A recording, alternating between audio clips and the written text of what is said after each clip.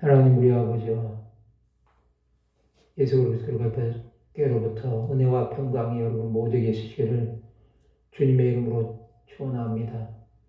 한 주간 동안 평안하셨습니까? 사랑을 축복합니다. 메리 크리스마스. 오늘 이 말씀을 가지고 이름을 예수라라는 제목으로 하나님의 말씀을 나누고자 합니다.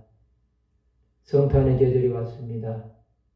우리는 주 예수 그리스도의 탄생을 기억하면서 이 땅을 살아가고 있습니다. 또한 한 해를 마무리하는 이 시점에서 우리가 구주 예수 그리스도의 탄생을 기억하고자 하는 것입니다.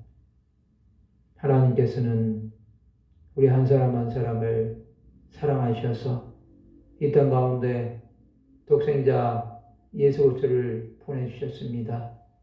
그의 오심은 우리에게는 기쁜 소식이지만 하늘에서는 통곡할 수밖에 없는 그러한 시간이 되었을 것입니다. 예수 그리스도의 탄생은 창세기 3장 15절에 있는 여인의 후손으로 오신다는 말씀에서부터 시작되고 있습니다. 아담과 하와의 범죄에 의해 하나님께서는 사람에게 가죽옷을 지어 입히심으로 어린 양의 보혈이 아니면 인간의 죄를 구원할 수 없다는 것을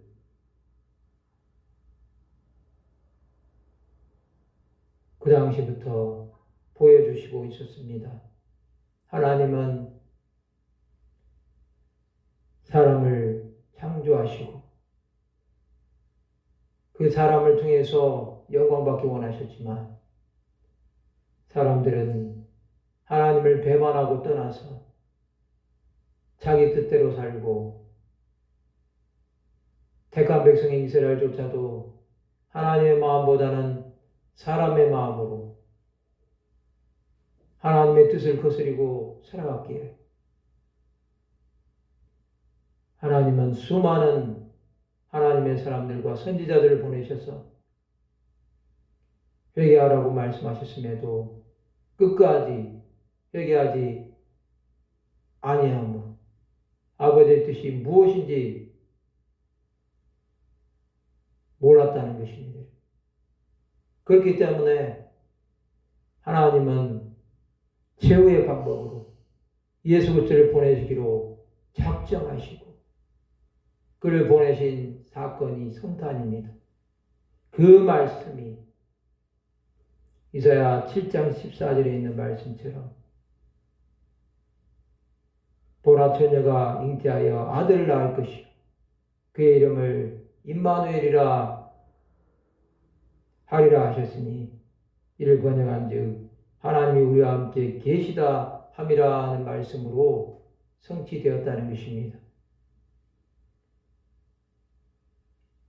이 말씀이 우리 가운데 임한 것입니다. 오늘 우리에게 주신 이 본문의 말씀을 통해서 이름을 예수라 하신 그 의미가 무엇인지 또한 그것을 통한 결과가 어떠한 것인지 우리는 한번 살펴보는 시간을 가지고자 합니다. 이 마태복음 1장은 아브라함과 다윗의 자손 예수 그리스도의 계보라고 하면서 아브라함부터 예수 그리스도까지 이 42대에 걸친 계보를 말씀하고 있습니다. 그 말씀 이후에 예수 그리스도의 나심에 대해서 말씀하고 있는 것을 볼 수 있습니다. 이 예수 그리스도의 나심은 우리에게 어떠한 의미를 주는지 첫 번째로 마태복음 1장 18절에서 말씀하고 있습니다. 예수 그리스도의 나심은 이러하니라 그의 어머니 마리아가 요셉과 약혼하고 동거하기 전에 성령으로 잉태된 것이 나타났더니라고 말씀하고 있습니다. 예수 그리스도의 나심은 첫 번째로 동정녀의 몸에서 성령으로 잉태되었다는 것입니다. 이 사건이 바로 하나님께서 사람이 되신 성령신이라는 것입니다. 이것은 여러분 사람의 머리로는 도저히 이해가 되지 않는 것입니다. 어떻게 하나님이 사람이 되실 수 있겠습니까, 여러분? 그렇지만 여러분, 하나님은 말씀으로 온 우주 만물을 창조하신 분이시기 때문에 이것은 불가능한 사건은 아닙니다, 여러분. 이 성령으로 잉태되기 전에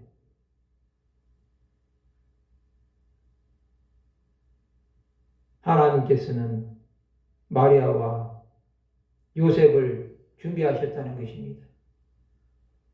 목수 마리아와 동정녀 처녀인 목수 요셉과 처녀인 동정녀 마리아를 준비하셔서 하나님께서는 이들을 약혼하게 하셨고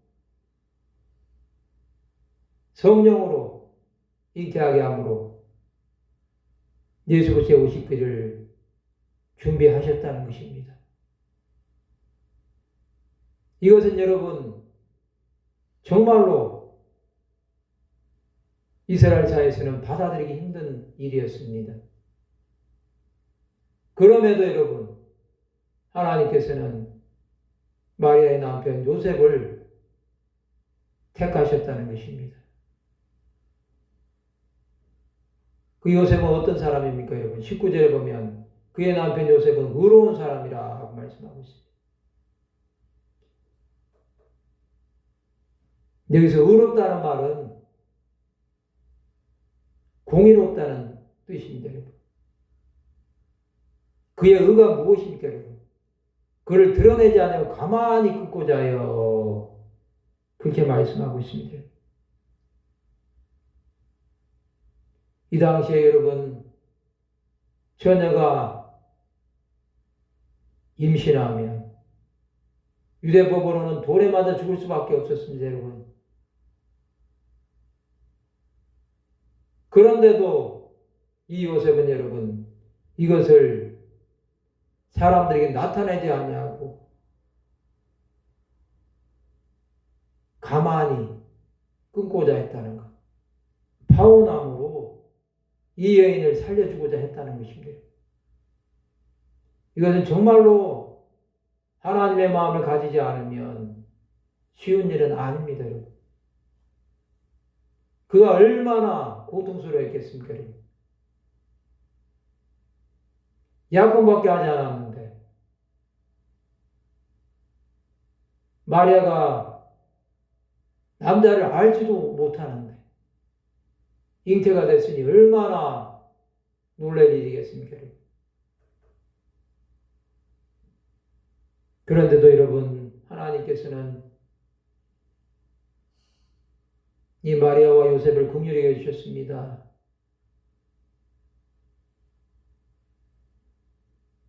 두 번째로 여러분 이 일을 생각했다고 했습니다. 주의 사자가 현몽하여 이르되 다윗의 자손 요셉아 내 아내 마리아 데려오기를 무서워하지 말라. 그에게 잉태된 자는 성령으로 된 것이라고 말씀하고 있습니다.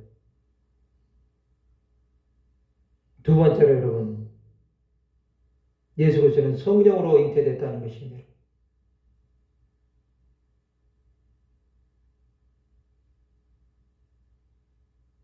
요셉이 파혼을 생각하고 있을 때 주의 사자 천사가 나타났다는 것인데 꿈속에 나타나서 다윗의 자손 요셉이라고 말씀하고 있습니다. 이것은 여러분 이 요셉이 유대지파의 사람이라는 것을 말씀하고 있습니다, 여러분. 그러면서 내 아내 마리아 데려오기를 무서워하지 말라고 말씀하고 있습니다. 유대사에서 약혼을 했다는 것은 여러분 결혼한 것과 마찬가지로 생각하고 있습니다. 여러분. 무서워하지 말라는 것은 여러분 이것은 하나님께서 행하신 일이라는 것을 요셉에게 말씀하심으로 이 일에 조금도 의심하지 말라는 것입니다. 성령으로 잉태됐다고 말씀해 주심으로 하나님의 역사가 이 가정 가운데 임했음을 말씀하고 있는 것을 볼 수 있습니다. 여러분 한번 생각해 보십시오. 이 마리아와 요셉 얼마나 무서워하고 두려웠겠습니까? 그들에게 여러분 선택권은 아무것도 없었습니다. 잘못하면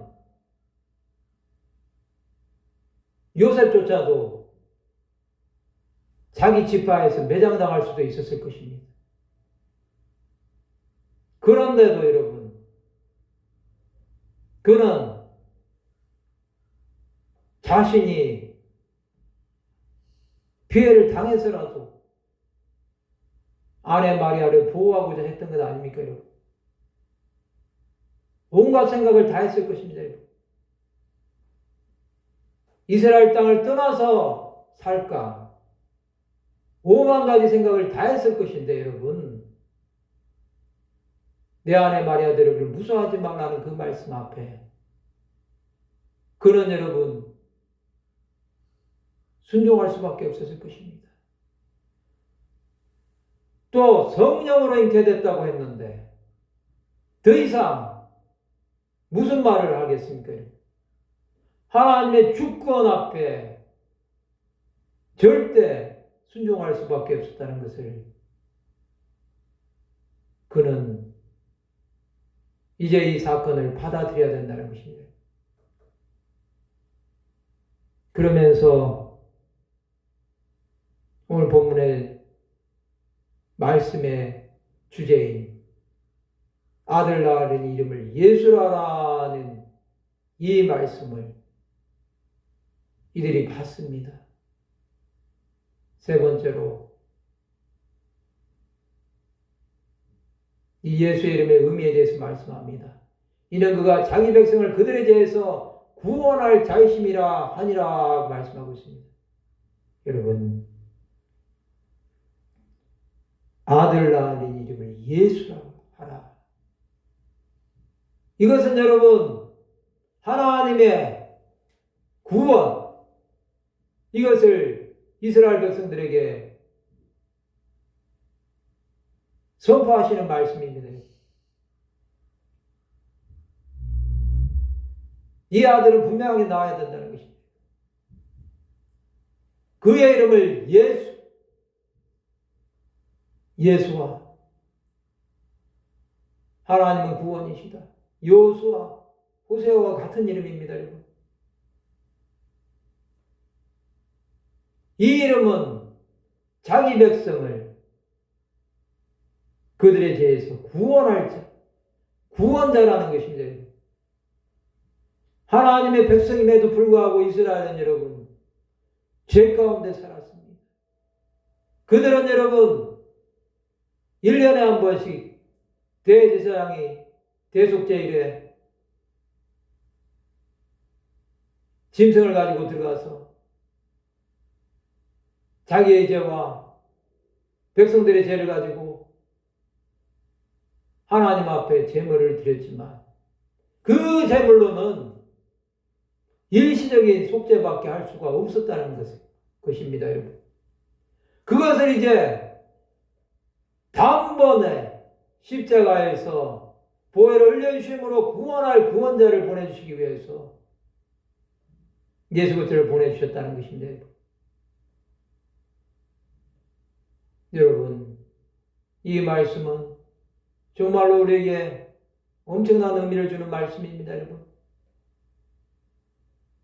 자기 백성이라는 것은 여러분 이스라엘을 말씀하는 것도 있지만 예수 그리스도를 믿음으로 말미암아 구원받아야 할 모든 민족들을 말씀하고 있는 것이라고 볼 수 있습니다.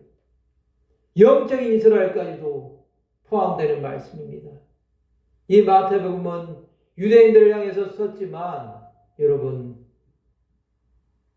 그것은 예수께서 왕으로 오셨기 때문에 그가 왕으로 오신 그 배경을 분명하게 말씀하시기 위해서 아브라함과 다윗의 자손이라고 분명하게 말씀하고 있는 것입니다. 자기 백성을 그들에 대해서 구원할 자 예수께서 오셨다는 것입니다. 여러분.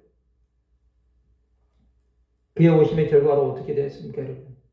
22절부터 그 말씀이 시작됩니다. 이 모든 일이 된 것은 주께서 선지자로 하신 말씀을 이루려 하심이니 이르시되 보라 처녀가 잉태하여 아들을 낳을 것이요 그의 이름을 임마누엘이라 하리라 하셨으니 여러분 이를 번역한 즉 하나님이 우리와 함께 계시다 함이라고 말씀하고 있습니다. 첫 번째로 여러분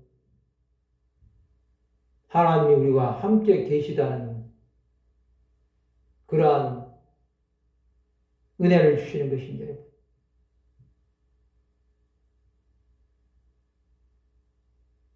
이 말씀은 여러분 이사야 7장 14절에 있는 말씀입니다. 여러분. 이 말씀이 이루어졌다는 것입니다. 하나님이 우리와 함께 계시는데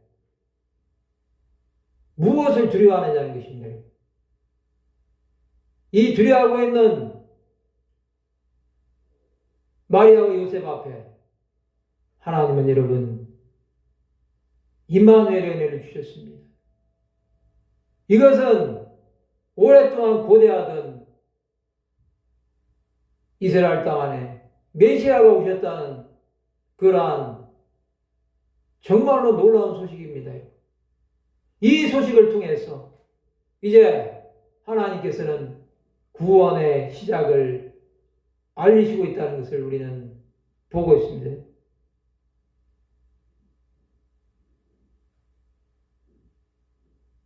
하나님이 함께 하시면 세상의 어떠한 것도 여러분 두려워할 필요가 없습니다. 우리의 앞에 있는 문제들이 큰 산처럼 보여도 주께서 동행하시면 그 모든 것들은 다 사라지는 안개와 같은 것들이 될 수밖에 없다는 것입니다. 이것을 다 들은 요셉은 어떻게 합니까, 여러분? 요셉이 잠에서 깨어 일어나 주의 사자의 분부대로 하여 그의 아내를 데려왔으나 두 번째로는 요셉의 순종이 나옵니다, 여러분.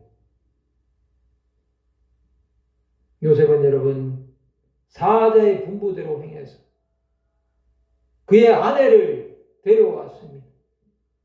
이제 그는 여러분 그의 아내를 정식으로 맞아들였다는 것입니다. 잘못하면 사랑하는 아내 마리아를 떠나보낼 수밖에 없었는데 하나님께서 임마누엘을 주심으로 이 요셉은 마리아를 맞이함으로 그가 예수 그리스도의 아버지가 될 수 있는 그러한 은혜를 받게 되었다는 사실입니다. 마지막으로 여러분 25절에 있는 말씀입니다. 세 번째로 아들을 낳기까지 동침하지 아니하더니 남의 이름을 예수라 하니라 말씀하고 있습니다. 세 번째로는 여러분 아들을 낳기까지 동침하지 않았다는 것입니다. 이것은 여러분 요셉의 하나님의 말씀에 대한 철저한 순종을 볼 수 있습니다. 그는 여러분 하나님의 말씀을 조금도 의심하지 않았습니다. 이것을 여러분 받아들이지 않는 자였다고 한다면 하나님께서 요셉을 마리아의 남편으로 정하시지 않았을 것입니다. 요셉은 여러분 하나님께서 예수 그리스도의 아버지로 창세전에 택한 것입니다. 그렇기 때문에 그는 끝까지 순종했고 남의 이름을 예수라 함으로 주의 사자의 분부대로 순종했다는 것입니다. 믿음으로 끝까지 이 일에 순종함으로 하나님의 역사를 이룬 것을 볼 수 있습니다. 여러분, 예수 그리스도의 이름은 여러분 구원자입니다. 그가 오심으로 이루신 구원은 여러분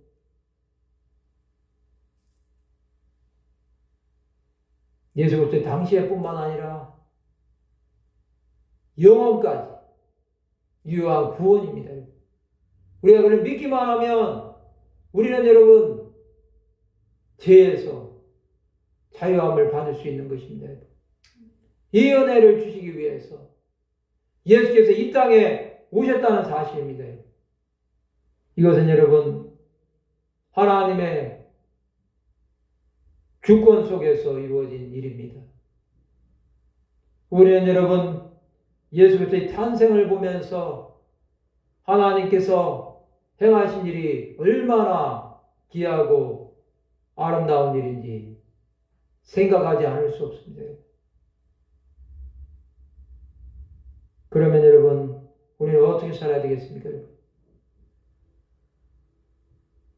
이 예수라는 이름 앞에 우리는 여러분 하나님의 구원하신 그 은혜를 전파하는 자들이 되어야 되지 않겠습니까? 여러분? 성탄절은 여러분 세상 사람들이 생각하는 것처럼 산타크로스가 선물을 주는 날이 아닙니다. 여러분. 이 엑스마스라는 말은 여러분 그리스라는 그리스도에서 온 말인데 세상은 그것을 알지 못하는 그러한 사람의 생일로 바꿔버렸습니다.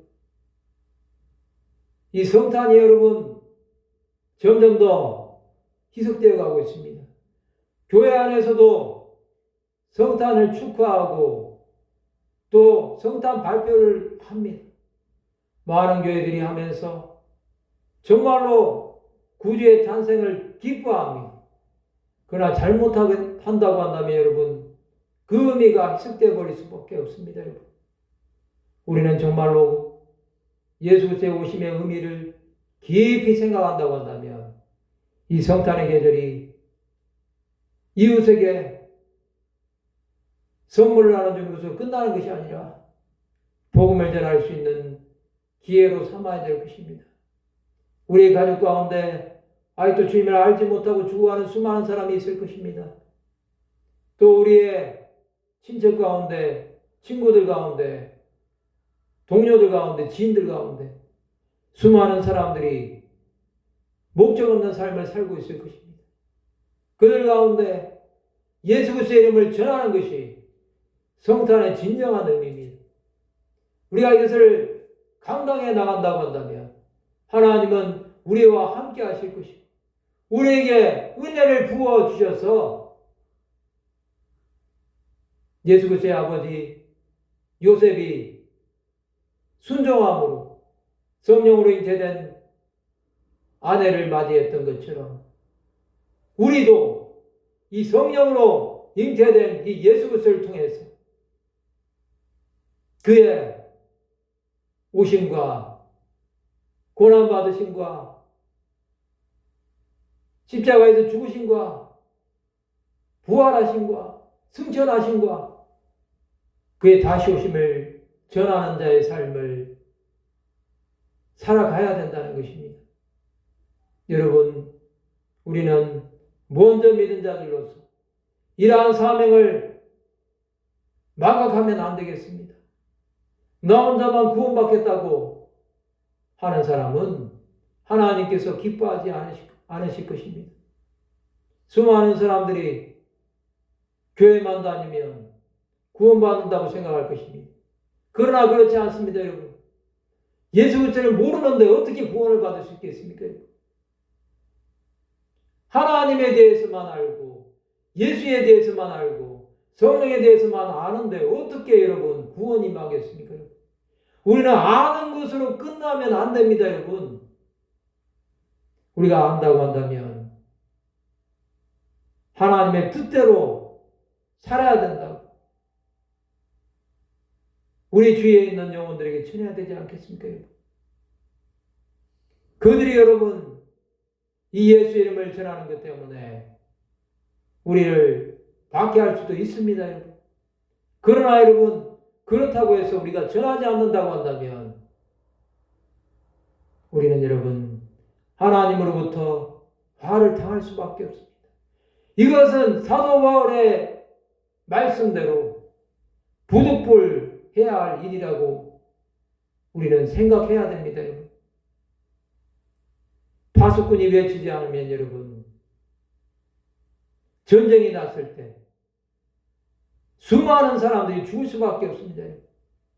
그러나 여러분 파수꾼이 사명을 감당한다고 한다면 한 사람이라도 더 살릴 수 있는 것 아니겠습니까, 여러분?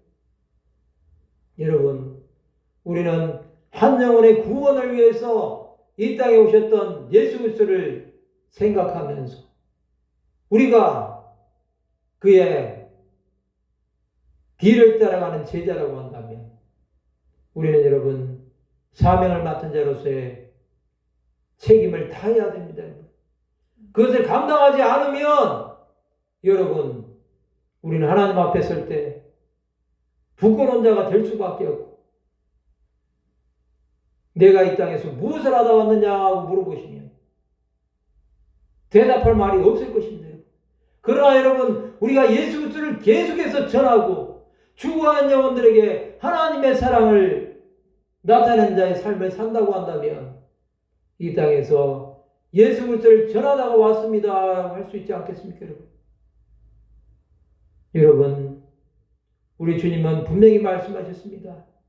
누구든지 사람 앞에서 나를 부인하는 자는 나도 그를 부인할 것이요, 사람 앞에서 나를 시인하는 자는 나도 그를 시인하리라고 말씀하셨습니다. 여러분, 우리가 주 예수 그리스도를 부인하든지 시인하든지 그것은 여러분 각자의 선택입니다. 그러나 여러분 우리가 예수 그리스도를 부인하는 순간 우리의 영혼은 하나님 앞에 갈 수 없습니다. 그것은 분명합니다. 우리가 하나님 앞에 가고자 한다고 한다면 우리는 여러분 어떠한 상황이 와도 예수 그리스도를 시인하는 자가 되어야 되겠습니다. 수많은 하나님의 사람들이 예수 그리스도를 시인하다가 죽임을 당하고 순교자가 되었습니다. 그러나 여러분 그들은 하나님의 나라에 있을 것입니다. 우리는 그것을 분명히 믿습니다. 그것을 믿기 때문에 우리는 여러분 이 땅 가운데서 무엇을 하든 예수 그리스도를 전하는 것이 우리의 사명이요 생명이라는 사실을 늘 기억하면서 살아야 될 것입니다. 우리에게는 여러분 예수가 없는 이 땅에서의 삶을 생각하지 맙시다. 그것은 우리 영혼을 파괴하는 것이고 우리가 멸망에 이르는 자가 될 수밖에 없는 것입니다. 우리는 좁은 문으로 가야 됩니다, 여러분. 이 좁은 문은 여러분 찾는 자가 적습니다. 그러나 넓은 문은 여러분 찾는 자가 많습니다.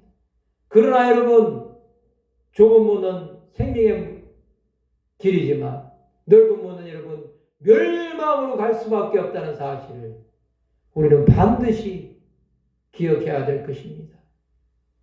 예수 그리스도의 오시는 이 성탄의 계절에 우리는 여러분 주의 이름을 생각하면서 주께서 이루신 이 구원 역사를 온 땅 가운데 나타나는데 쓰임받는 자가 되어야 되겠습니다. 이제 또 이번 주 목요일 날 또 성탄 축하 예배를 드릴 것입니다. 그날이 정말로 우리가 다시 한번 예수의 이름을 온 땅 가운데 나타내는데 드려지는 귀한 시간이 되기를 바랍니다. 말씀을 마치고자 합니다. 이름을 예수라고 하신 이 구주의 탄생이 우리 가운데 하나님의 은혜가 충만하게 임하는 시간이 되셔서 이 예수의 이름을 온천한 만민에게 전함으로 구원 역사를 계속해서 이루어가는 귀한 하나님의 사람들이 다 되시기를 주님의 이름으로 축원합니다. 기도하시겠습니다. 하나님 아버지 은혜를 감사합니다.